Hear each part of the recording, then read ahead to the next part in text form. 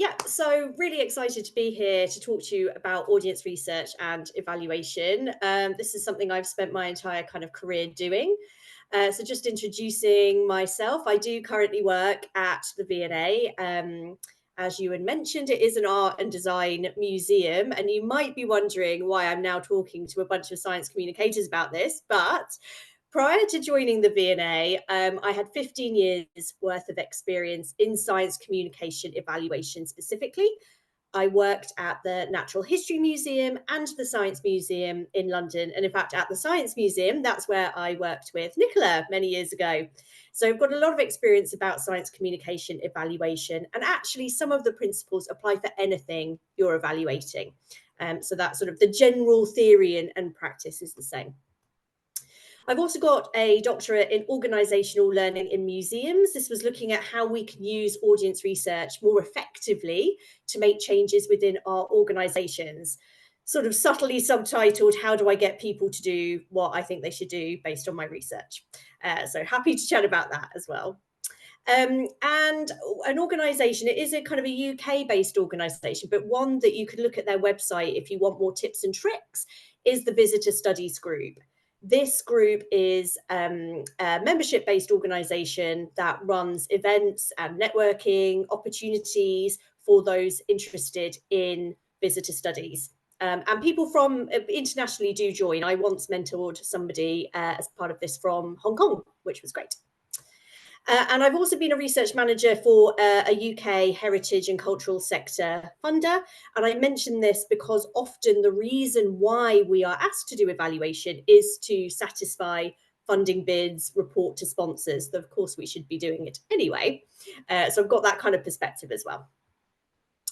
So I thought we should probably talk about what we mean by the term audience research.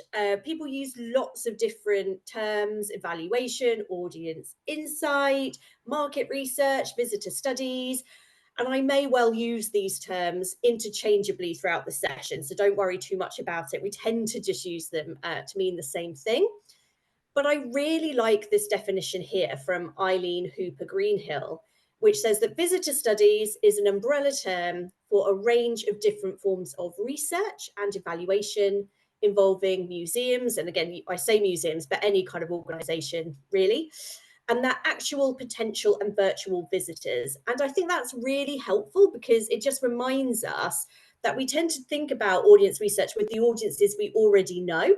But of course, we also need to think about those audiences that we aren't engaging with, who perhaps for various reasons have barriers to engaging, particularly with science as a topic, or the institution like a museum or a science centre that we might be part of.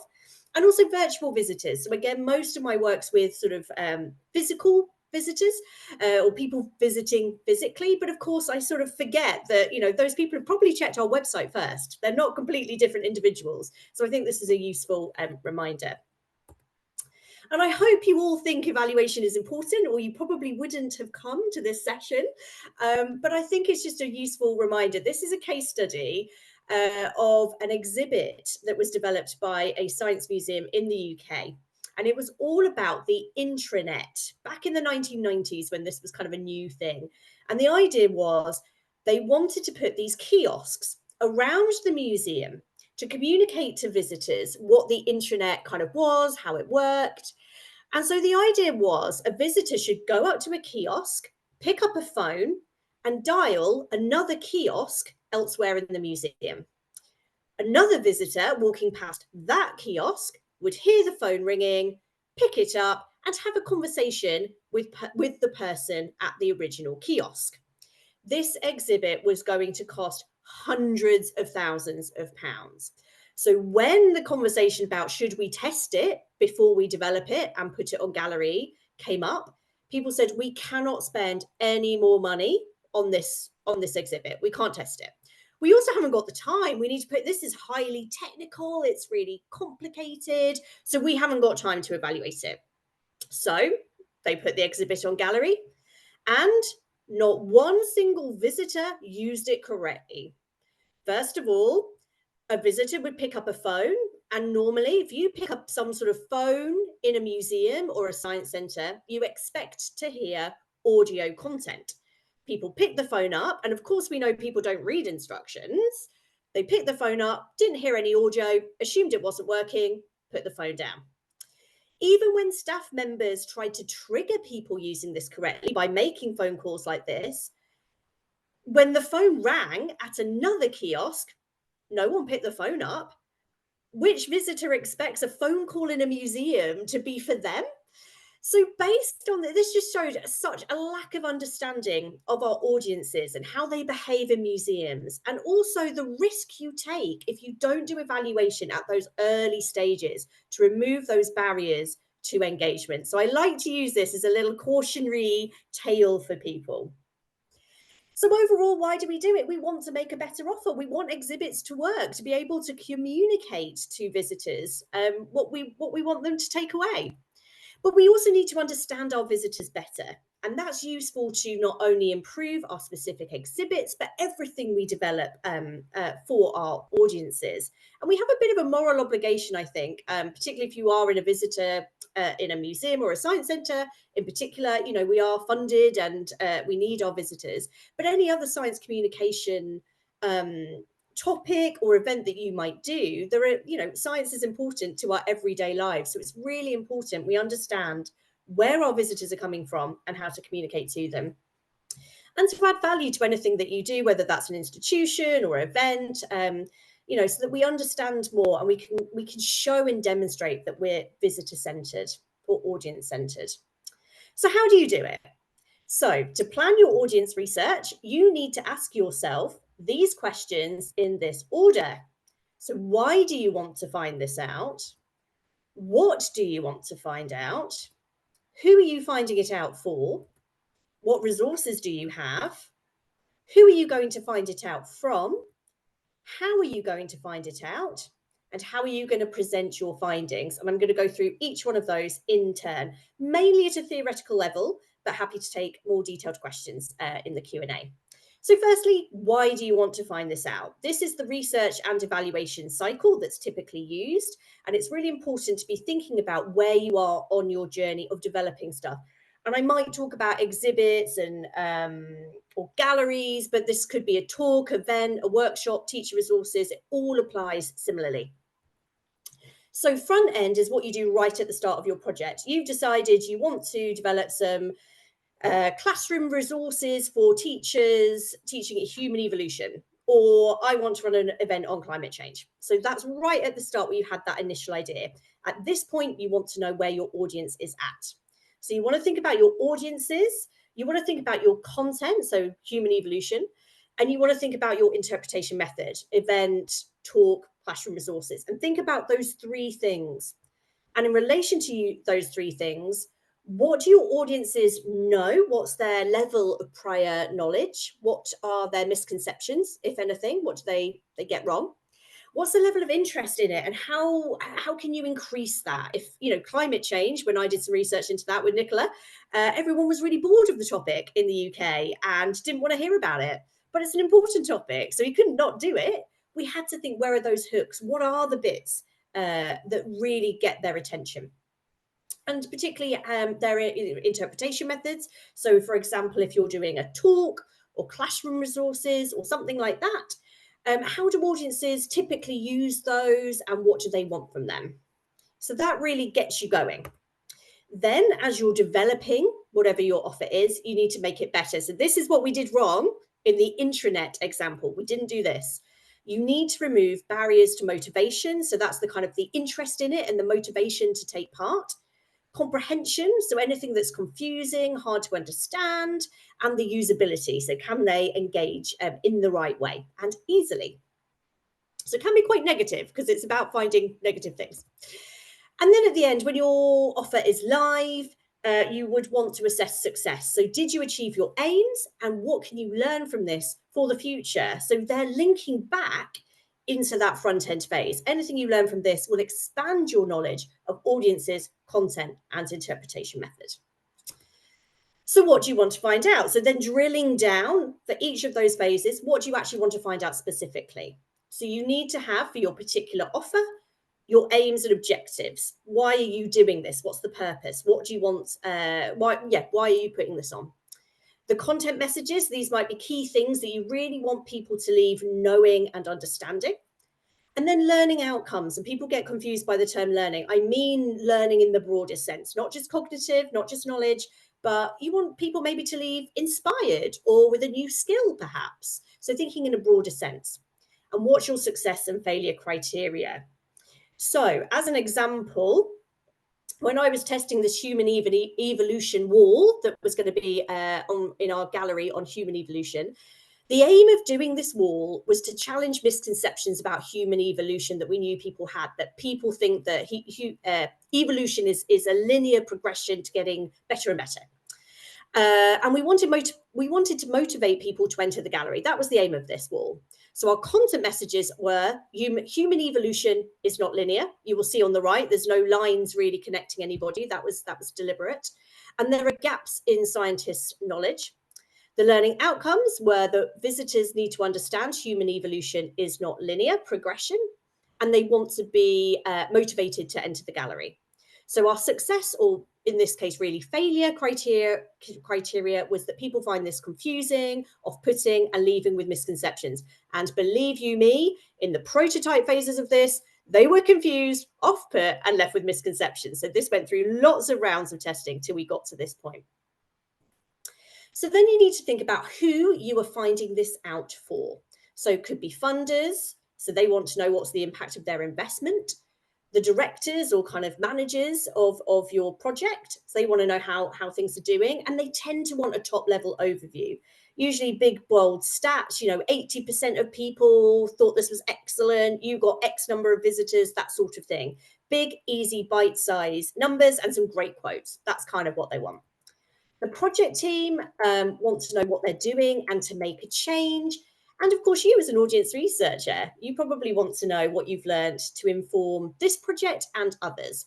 So you want a lot more detail. So you need to really be thinking about what these audiences are going to want from your evaluation and how you can make sure that you've got the detail or the top level overview that you need.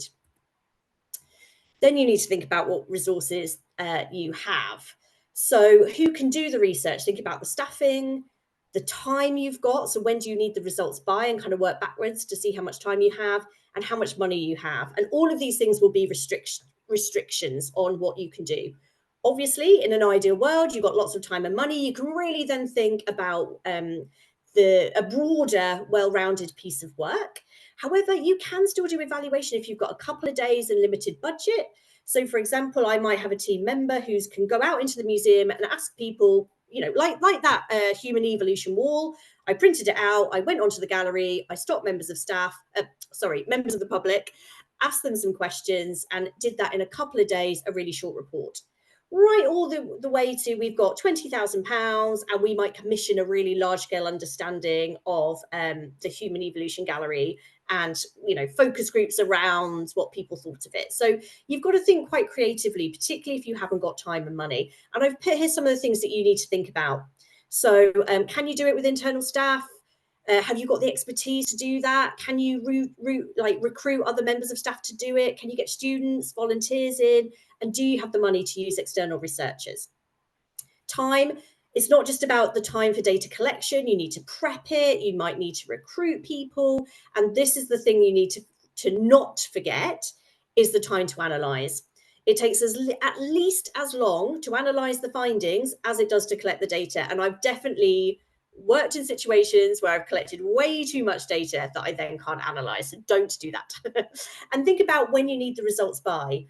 And that will really restrict you as well. So there's no point collecting all of this data and doing a great report if the decision point that you're feeding into has gone.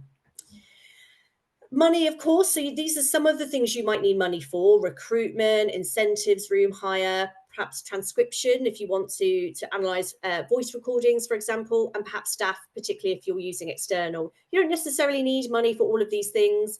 But it's just things to kind of bear in mind as costs, and that will restrict you. And then who are you going to find out from? Who is your target audience? Obviously, no point interviewing people who aren't your target audience. So how are you going to find them? How are you going to know that they are the target audience and you're reaching the right people.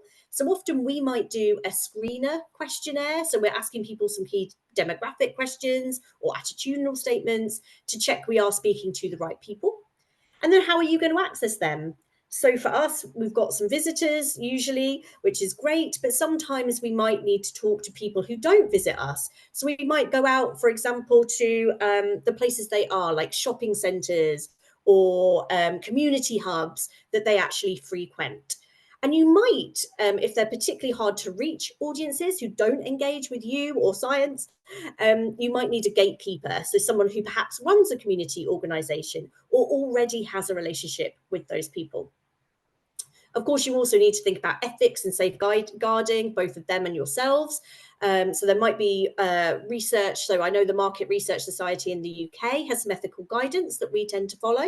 So you need to think about making people informed about what you're doing. You need to make sure that you're protected as well as them. You need to do risk assessments. And really think about how you can protect people, particularly as well if you're talking about challenging or emotive topics. You might want to make sure that people realise in advance. You might want breakout spaces or a mental health first aider.